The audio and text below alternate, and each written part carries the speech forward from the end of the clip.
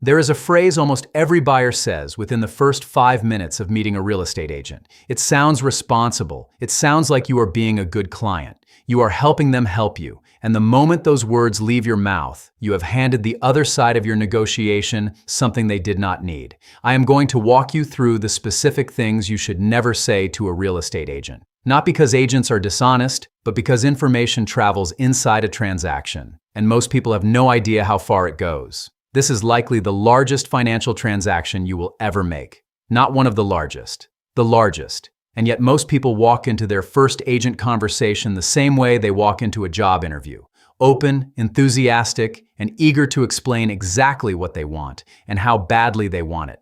That openness feels natural. It also hands a negotiating advantage to the other side before the negotiation officially begins. The math matters. On a $450,000 home, every percentage point of purchase price is $4,500. Losing 2 or 3 points in negotiating leverage because of phrases said in the first conversation is real money. Money that disappears not through dramatic betrayal, but through a professional reading casual comments the same way a card player reads a table. You did not know the cards were showing. They did.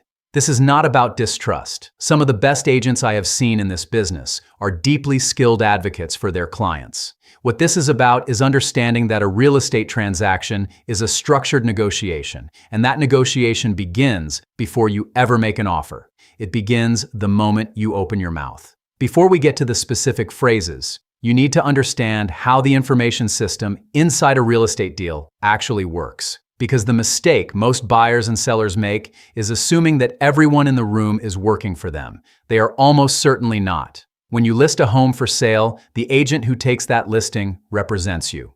Their legal obligation is to advance your interests as a seller. When a buyer comes to see that home, the buyer may have their own agent, and that agent represents the buyer. 2 agents, 2 clients, 2 different loyalties. That is the basic structure. In that setup, if a buyer tells the listing agent something that would help the seller negotiate, that information is fair game. The listing agent may have a legal obligation to share it. The complication is dual agency. When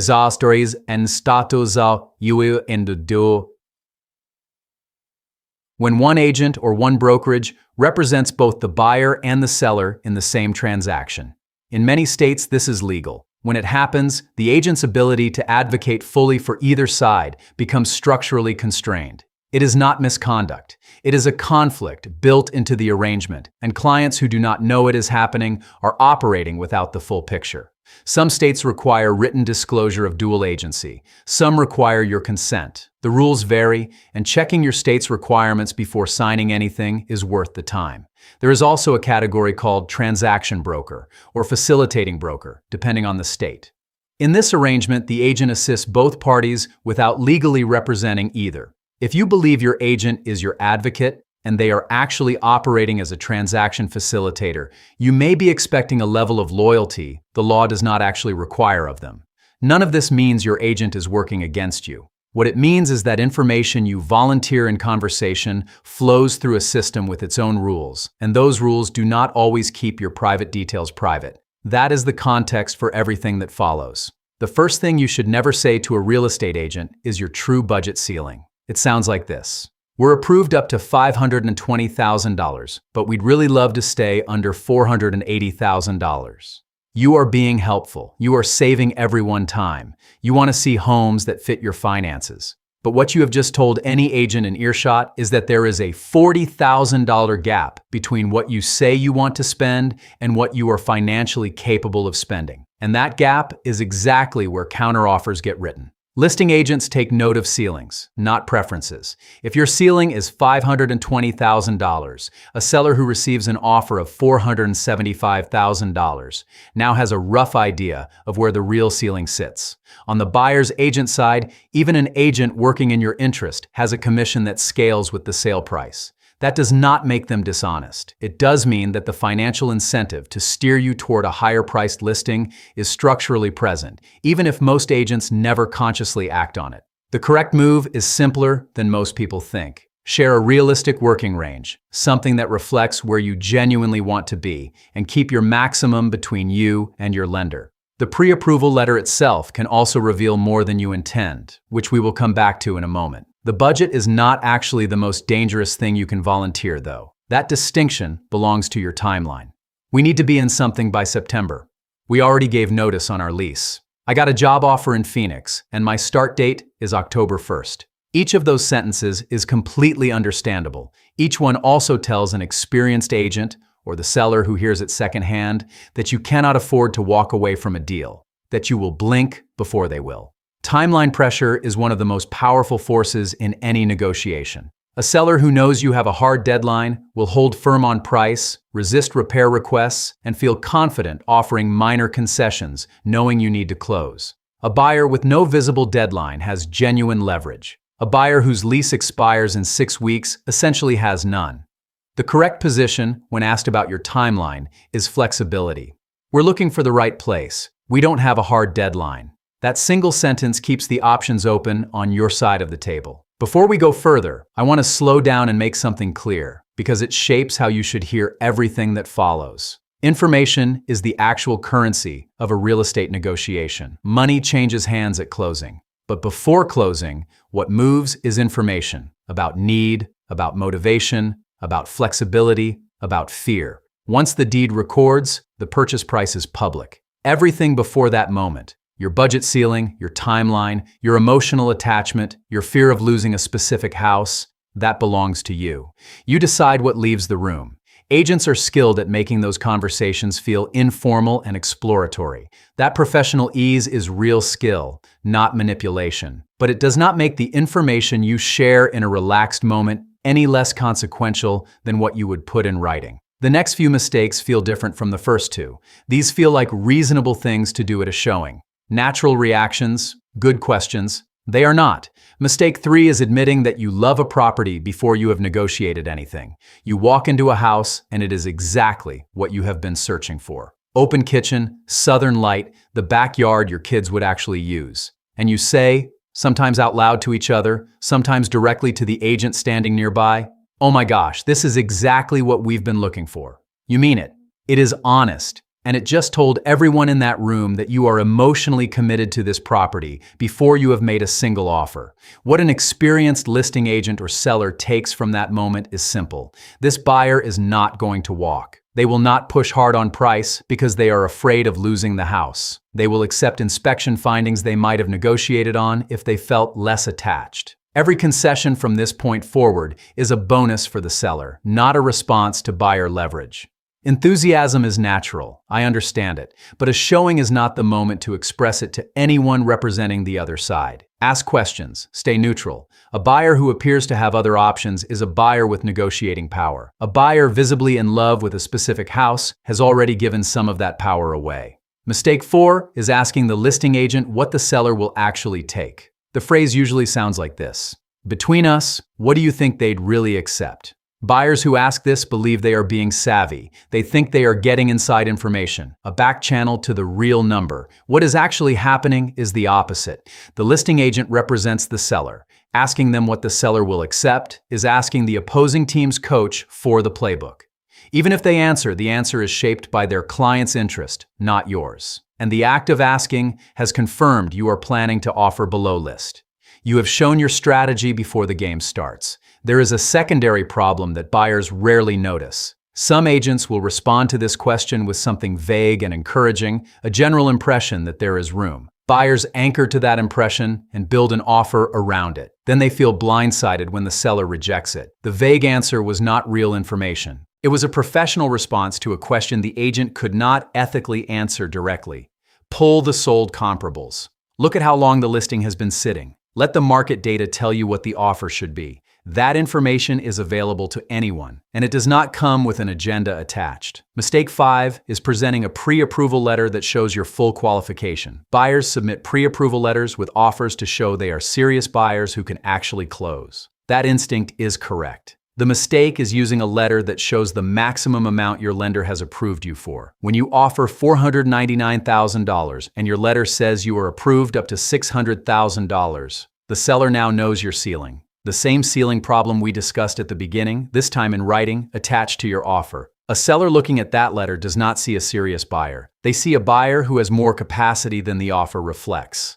That is a signal to counter aggressively, not to negotiate reasonably. The solution is straightforward. Ask your lender to write a pre-approval letter for the specific offer amount rather than your maximum qualification. Most lenders do this without hesitation. Most buyers have never thought to ask. If you have made any of these mistakes in a previous transaction, you are not alone. Virtually everyone does. Save this video before your next conversation with an agent. And if you know someone currently in the middle of a sale or a search, this is worth sending to them. Here's what I want to be completely clear about before we move into the next set of mistakes. The agent is not the problem.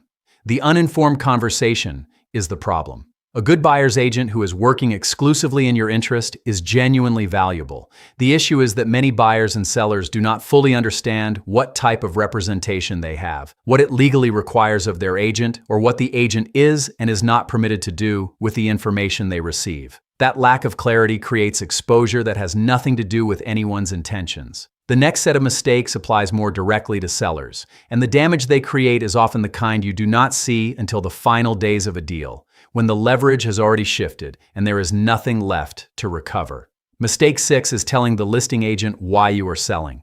We're going through a divorce. I took a job in Atlanta and my start date is 6 weeks out. We already bought our next home. We're carrying 2 mortgages right now. We inherited this place and honestly, we just want it handled, the listing agent asked. The question felt natural. You answered honestly, and you have just handed a motivated buyer the exact information they need to hold firm on every point of the negotiation. Listing agents who represent your interests keep this information confidential, but motivation, urgency, financial pressure, time constraints can influence how an agent prices a home, how they respond to early buyer inquiries, and how they counsel you when a low offer arrives. In dual agency situations, the conflict becomes explicit. The agent now carries your urgency into a conversation with the buyer. Even in a clean, listing-only arrangement, this information has a way of leaking, not always through a direct conversation, but through the language in the listing. Words like motivated seller, bring all offers, or price to sell. Buyers read that language fluently. It means the seller needs to move, and a seller who needs to move gets lower offers. Your timeline is your business. Share it with your agent privately, clearly, and with the explicit understanding that it stays internal. Do not put it in writing beyond your agent's files. Do not let it surface anywhere a buyer could find it. Mistake 7 is asking whether the price is negotiable before you have made an offer. Is there any flexibility on the price? Buyers ask this thinking it is sensible due diligence. They want to know whether it is even worth getting invested before committing to the process. What it actually communicates is that you have not decided to buy. You want a discount confirmed before you show real interest. Sellers who hear through their agent that someone called to ask about flexibility frequently respond by deciding there is none. Being approached that way puts sellers in a defensive posture before any negotiation is started. If the property is priced reasonably based on comparables, make a reasonable offer and let that be the opening. If the data suggests it is overpriced, your offer price reflects that without you having to declare your strategy out loud. The offer is the question. Let it do the work. Mistake 8 is volunteering your competition anxiety. There were so many people at that open house. We're really worried it's going to move quickly. Or, we noticed another couple that seemed pretty serious when we were there. Buyers say this because they are nervous and they are talking through it. It is completely human. What any experienced agent on the other side hears is a buyer already in fear of loss mode. Someone who may bid over asking without much encouragement, who will move fast, and who is unlikely to walk over a repair dispute. That profile is the easiest to negotiate against. Sellers respond by holding firm on price, offering shorter response windows, and presenting counteroffers with minimal concessions. Your fear of losing a specific house is real. Keep it private. Let me take a moment here because there is something more important underneath these mistakes than just protecting your negotiating position.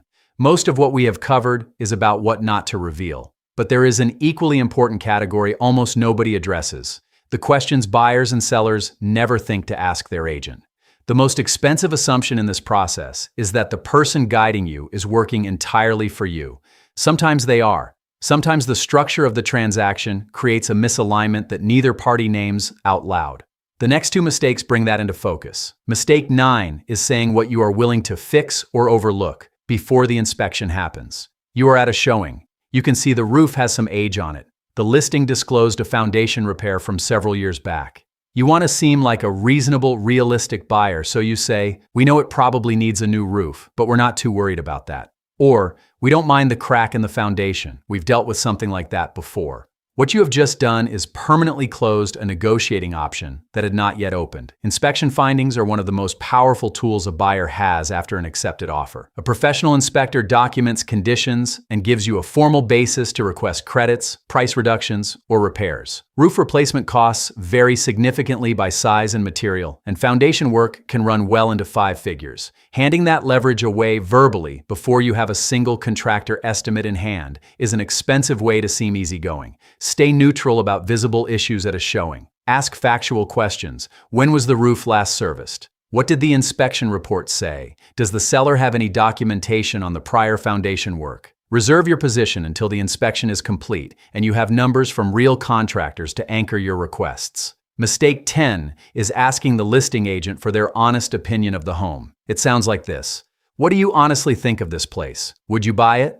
Buyers ask because they want a professional read. They trust the person who seems to know the property best. They want someone to tell them whether they are making a good decision. Here is the structural problem. The listing agent represents the seller. If their honest opinion of the home were genuinely negative, if they had concerns about the neighborhood, the condition, the price relative to value, sharing those concerns openly would work directly against their client's interest. It could also expose them to liability, depending on how the conversation went and what the disclosure laws require in that state. Even when a listing agent wants to be straightforward, they are operating inside a set of professional and legal constraints that prevent them from giving you the independent assessment you are imagining. Your buyer's agent has more latitude, but even then, honest opinion conversations can drift toward outcomes that reflect the agent's own preferences or incentives rather than a clean assessment of whether the deal works for you.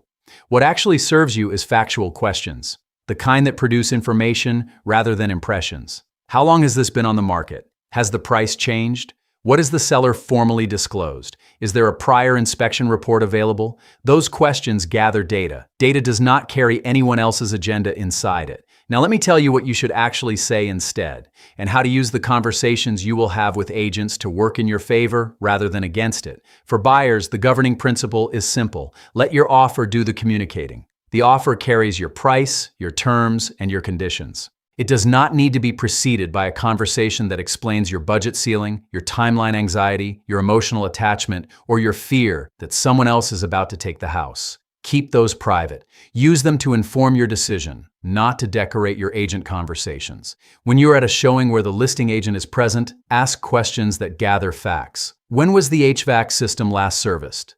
What has the seller disclosed? Has there been any prior inspection, and is that report available? Those questions return useful information without revealing anything about your negotiating position. For sellers, the language your agent uses in early conversations with buyer's agents deserves more attention than most sellers give it. When a buyer's agent calls before a showing to ask general questions, that call is information gathering on behalf of their client. What your listing agent says in that call about your timeline, your motivation, your flexibility can shape the entire negotiation before an offer is written. Ask your agent, what do you say when a buyer's agent calls and asks whether we're flexible? Listen to the answer carefully. If your agent is telegraphing urgency without your approval, that is a conversation you need to have. The most important question I would encourage any buyer to ask their agent early is this: are you my exclusive buyer's agent, or are you operating as a transaction broker in this deal? The answer defines what the agent is legally required to do with your information. In some states, exclusive buyer agency is the default. In others, transaction brokerage is common. Knowing which arrangement you are in tells you exactly what level of confidentiality and loyalty the law requires. Clarity that almost nobody has at the start of a deal, but almost everybody would want. The best agents will tell you most of what I have covered here. They will coach you on what not to say when the listing agent is present. They will ask your lender to prepare a limited pre-approval letter for your specific offer. They will guide you through an inspection without letting casual comments become the other side's leverage. If your agent has not had any version of this conversation with you, that is worth noting. The words you say inside a real estate transaction are not small talk that evaporates when you leave the room. They are data points that shape offers, counteroffers, repair negotiations, and closing terms. The professional across from you has processed thousands of these conversations. You may be doing this for the second time in your life or the first. None of this requires being difficult, guarded, or suspicious. It requires being intentional. Know what you are sharing and why. Ask questions that return facts rather than opinions. Let your offers carry the emotional weight of the deal, not your conversation in the kitchen at a showing. Your enthusiasm is yours. Your deadline is yours. Your budget ceiling is yours. Your fear of losing a house to another buyer is yours. Keep them. They are private assets, and they are worth more to you when the other side does not know they exist. If you have ever walked away from an agent conversation with a vague feeling that you said something you should not have, you almost certainly did. Most of us have. The good news is that every deal is a new conversation, and now you know which ones to stop having. Tell me in the comments which of these surprised you most. And if you are currently buying or selling, tell me the market you are in. That is the kind of information that helps me decide what to cover next.